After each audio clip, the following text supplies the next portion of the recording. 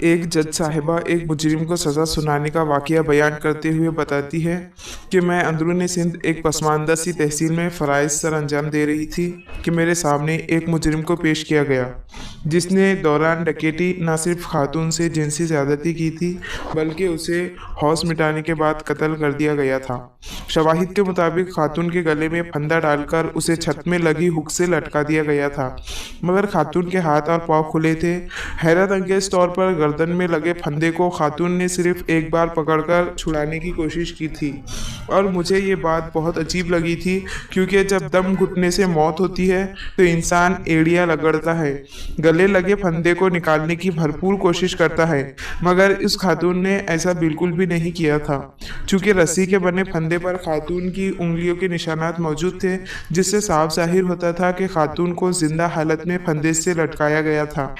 मैंने यही सवाल तफ्तीशी अफसर से भी किया था कि खातून ने खुद को फंदे से आज़ाद कराने के लिए हर मुमकिन कोशिश क्यों नहीं की।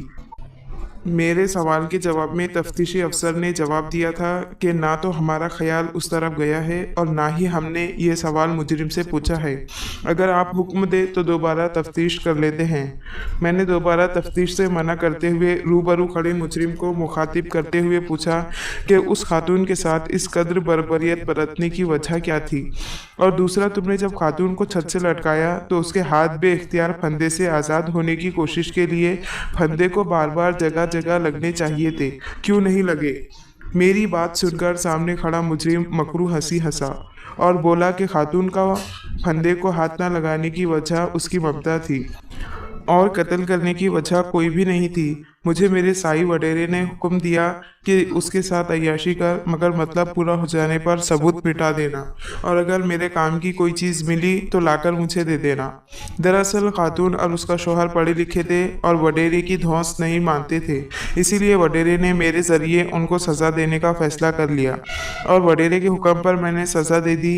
मैंने दिन दिहाड़े शोहर की गैर मौजूदगी में उनके घर घुसा, खातून के घर से सारा कीमती सामान और जेवर समेटा, बाद में खातून से ज़्यादती की और सबूत मिटाने की खातिर खातून को फंदे से लटका दिया ताकि लोगों को लगे कि उसने खुदकशी कर ली है।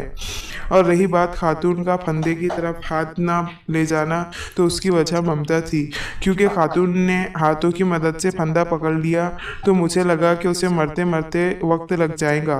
मेरे पास इतना वक्त नहीं था, लिहाजा मैंने उसकी 1.5 साल की बेटी को ज़मीन पर गिराकर उसके सीने पर पाँव रखकर दबाना शुरू कर दिया। बेटी को देखकर खातून अपनी मौत को भूलकर बेटी की तरफ लपकने लगी और चंद ही झटकों से उसकी गर्दन टूट गई। गर्दन टूटते ही वो मर गई। मैंने उसकी बच्ची को वही छोड़ा, जेवर और नकदी उठाया और बाहर निकल आया। मैंने अपनी ज़रूरत की चीज़ हासिल कर ली थी और साईं की ज़रूरत की चीज़ साईं को दे दी।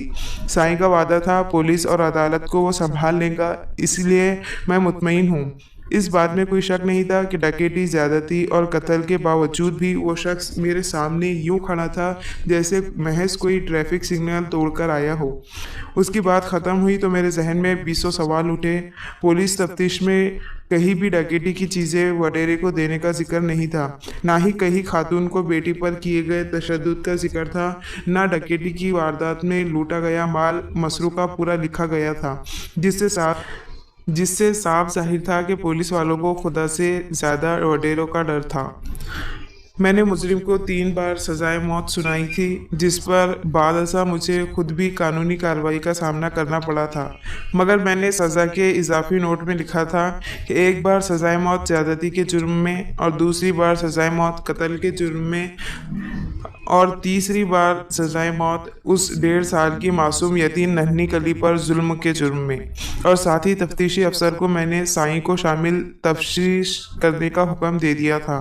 गो कि साईं कभी कसूरवार साबित नहीं हो सका। मुझे मालूम था वो कभी मुजरिम साबित नहीं होगा, मगर मैंने जहाँ तक मुमकिन था इंसाफ करने की कोशिश की थी।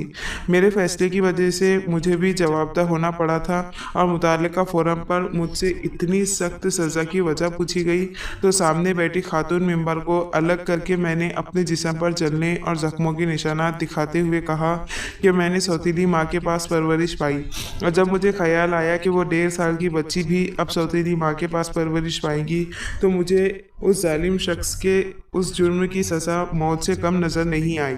मेरी तकलीफ़ को समझते हुए फोरम के तमाम मेंबरान ने मुझसे हमदर्दी का इजहार करते हुए मुझे नरमी से कवानीन को मद्देनज़र रखकर चलने का कहा और मेरे फैसले को बरकरार रखने का हुक्म भी दे दिया।